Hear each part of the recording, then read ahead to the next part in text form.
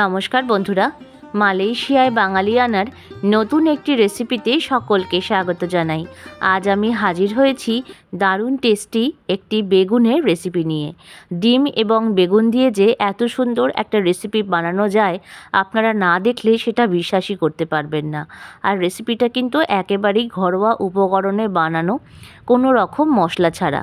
রেসিপিটি খেতে যেমন সুস্বাদু, তেমন বানানো ভীষণ চটজলদি। মাত্র 10 মিনিটে এটি তৈরি হয়ে যাবে। রেসিপিটা কিন্তু ভাত, রুটি সব কিছুর সঙ্গে দুর্দান্ত লাগে। তার জন্য এখানে আমি দুটো বেগুন নিয়েছি, আর বেগুনটাকে ঠিক এই রকম ছোট ছোট টুকরো করে কেটে নিয়েছি। এবার বেগুনটাকে ভালো করে ধুয়ে নিয়ে তার মধ্যে দিচ্ছি হাফ চামচ পরিমাণে লবণ, দিচ্ছি হাফ চামচ পরিমাণে হলুদ, আর দিচ্ছি সামান্য পরিমাণ একটু লাল লঙ্কার গুঁড়ো। এবার বেগুনটাকে হাতের সাহায্যে বেশ ভালোভাবে মেখে নিতে হবে। আশা করছি আজকের রেসিপিটা সকলের ভালো লাগবে। যদি ভালো লেগে থাকে লাইক, শেয়ার, কমেন্টস এবং নতুন বন্ধুরা চ্যানেলটিকে সাবস্ক্রাইব করে পাশে থাকার অনুরোধ রইল। এবার দেখুন, একটা পাত্রে আমি দুটো ডিম নিয়ে নিলাম। দুটো ডিমকে ফাটিয়ে দিয়ে দিচ্ছি। এবার সেটা দেওয়া হয়ে গেলে দিচ্ছি সামান্য পরিমাণ একটু লবণ, আর দিচ্ছি সামান্য পরিমাণ হলুদ। হলুদটা আপনারা চাইলে স্কিপও করতে পারেন, তবে দেখবেন ডিমে একটা আষ্টে গন্ধ থাকে, এই আষ্টে গন্ধটা হলুদ দিলে কিন্তু আর হয় না। এবার ডিমটাকে ভালোভাবে চামচের সাহায্যে ফেটিয়ে রেখে দেব। আর এই রেসিপিটা বানানোর জন্য দেখুন, নিয়েছি একটা মিডিয়াম সাইজের কুচনো পেঁয়াজ, দুটো বড় টমেটো, নিয়েছি 1 চামচ আদা বাটা, 1 চামচ রসুন কুচি, আর নিয়েছি 3-4টে মতন কাঁচা লঙ্কা চেরা। এবার কড়াই বসিয়ে দিচ্ছি 1 চামচ পরিমাণে সর্ষের তেল।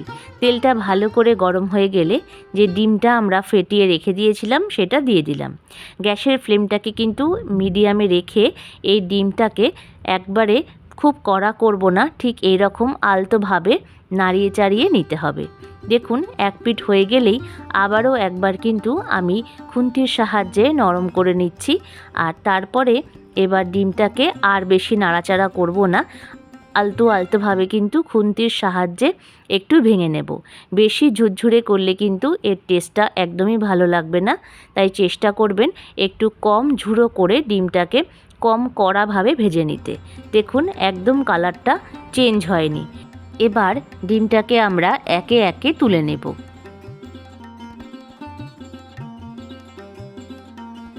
ডিমটা তোলা হয়ে গেলে দিচ্ছি আবারও 1 চামচ পরিমাণে সর্ষের তেল। তেলটা আবারও ভালো করে গরম করে বেগুনটাকে দিয়ে দিচ্ছি। এবার খুন্তির সাহায্যে বেগুনটাকে একবার ভালোভাবে উল্টে পাল্টে নিয়ে ঢাকনা দিয়ে ঢেকে দেব। আজকের রেসিপিটা কিন্তু সামান্য তেলেই আমি বানাচ্ছি, যেহেতু কম তেলে রান্নাটা করব, তাই একটু ঢেকে রেসিপিটা রান্না করলে যেমন তাড়াতাড়ি হবে, তেমন কিন্তু বেগুন ভাজার সময় বেশি তেলেরও প্রয়োজন হবে না। ঠিক এইভাবে বেগুনটাকে উল্টে পাল্টে ঢাকনা দিয়ে ঢেকে ভাজা করে নিতে হবে। দেখুন, প্রত্যেকটা বেগুন ভাজা হয়ে গেছে। এবার আমি একটা প্লেটে এটাকে নামিয়ে নিচ্ছি।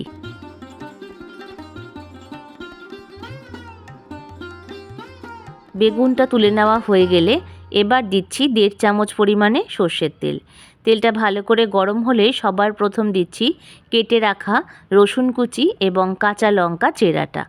এবার রসুন আর কাঁচা লঙ্কাটা তেলের মধ্যে বেশ ভালোভাবে নাড়াচাড়া করে একটু নরম করে নেব। মোটামুটি 1 থেকে 2 মিনিট বেশ ভালোভাবে নাড়াচাড়া করে এবার এর মধ্যে দিচ্ছি 1 চামচ আদা বাটা। সেটা দিয়েও আরও একবার ভালোভাবে নাড়িয়ে চাড়িয়ে নেব। বেশি কিন্তু সবজিগুলোকে ভাজবো না, কম ভাজা করব। আদা বাটাটা কাঁচা গন্ধ চলে গেলে এবার এর মধ্যে দিচ্ছি পেঁয়াজ কুচিটা। পেঁয়াজটা দিয়েও বেশ ভালোভাবে নাড়াচাড়া করে নেব। 1 থেকে 2 মিনিট পেঁয়াজ দিয়ে বেশ ভালোভাবে নাড়াচাড়া করে এবার দিচ্ছি হাফ চামচ পরিমাণে লবণ, তারপর আরও একবার নাড়িয়ে চাড়িয়ে নেব। এইভাবে বেশ গ্যাসটা কমিয়ে ভালোভাবে পেঁয়াজটাকে নাড়াচাড়া করে একটা ঢাকনা দিয়ে ঢেকে দেব। 1 থেকে 2 মিনিট পরে দেখুন, পেঁয়াজটা বেশ অনেকটা নরম হয়ে গেছে, আর রসুনটাও কিন্তু বেশ ভালোভাবে নরম হয়ে গেছে। তাই একবার ভালোভাবে নাড়িয়ে চাড়িয়ে এবার কেটে রাখা টমেটো কুচিটা আমি দিয়ে দিচ্ছি। টমেটোটা একটু পরে দিলে পেঁয়াজ আর রসুনটা বেশ সুন্দরভাবে ভাজা হয়, না হলে টমেটোর জন্য কিন্তু পেঁয়াজ এবং রসুনটা ঠিক করে ভাজা হয় না। টমেটো দেওয়া হয়ে গেলে ঢাকনা দিয়ে আবারও ঢেকে দেব এবং টমেটোটা নরম হতে এটাকে একটু সময় দিতে হবে। মোটামুটি 2 মিনিট পরে দেখুন ঢাকনাটা তুলে দিয়েছি। টমেটোটা কিন্তু বেশ খানিকটা নরম হলেও আরও কিছুটা সময় কিন্তু নরম হতে লাগবে, তাই একবার ভালোভাবে নাড়িয়ে চাড়িয়ে টমেটোটা একটু ভালোভাবে ঘেঁটে দিয়ে আবারও ঢাকনা দিয়ে আমাদের ঢেকে দিতে হবে। মোটামুটি 2 মিনিট পরে দেখুন বেশ সুন্দরভাবে এবার টমেটো, পেঁয়াজ, রসুন, লঙ্কা সবই খুব সুন্দরভাবে নরম হয়ে গেছে। বেগুনের রেসিপি তো আপনারা অনেক রকমভাবেই ট্রাই করেছেন, কিন্তু এইভাবে একবার বানিয়ে দেখুন, অসম্ভব স্বাদ হয়। এবার ভেজে রাখা বেগুনগুলো দিয়ে আরও একবার নাড়িয়ে চাড়িয়ে নেব। এবার যদি বেগুনটা একটু কাঁচা থেকে থাকে, এইভাবে নাড়িয়ে চাড়িয়ে ভাজা করে নিলে কিন্তু বেগুনটা যেমন সুন্দরভাবে সেদ্ধ হয় তেমন খেতেও বেশ ভালো লাগে। এইভাবে মোটামুটি 1 থেকে 2 মিনিট বেশ ভালোভাবে নাড়িয়ে চাড়িয়ে নিয়ে দিচ্ছি সামান্য পরিমাণ একটু চিনি, যাতে স্বাদটা ব্যালেন্স হয়। চাইলে এটাকে আপনারা স্কিপও করতে পারেন। আর আরও একবার নাড়িয়ে চাড়িয়ে নেব। যদি ফেসবুক থেকে রেসিপিটি দেখে থাকেন, অবশ্যই রেসিপিটি ভালো লাগলে লাইক, শেয়ার, কমেন্টস করবেন এবং আমার পেজটাকে ফলো করে দেবেন। দেখুন বেশ সুন্দরভাবে বেগুনটা দিয়েও নাড়াচাড়া করে তেল ছাড়তে শুরু করে দিয়েছে। ঠিক সেই মুহূর্তে আমরা ডিমটাকে দিয়ে দেব। যখনই বেগুন থেকে এইভাবে তেল ছাড়তে শুরু করে দেবে, তখনই বুঝবেন আপনাদের রেসিপিটা কিন্তু অর্ধেক হয়েও এসেছে। এইবার খুন্তির সাহায্যে ডিম দিয়ে এই সবকটি উপকরণকে বেশ ভালোভাবে নাড়াচাড়া করে নেব।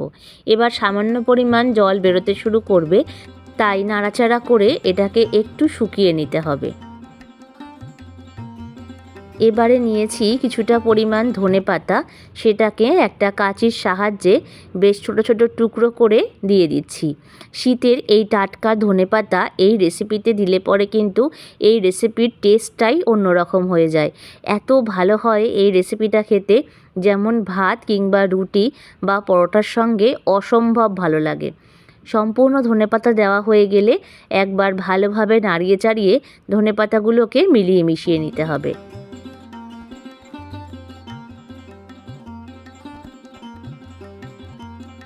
1 থেকে 2 মিনিট ধনেপাতা দিয়ে বেশ ভালোভাবে নাড়িয়ে চাড়িয়ে নিয়ে জলটা একদম শুকিয়ে নিতে হবে।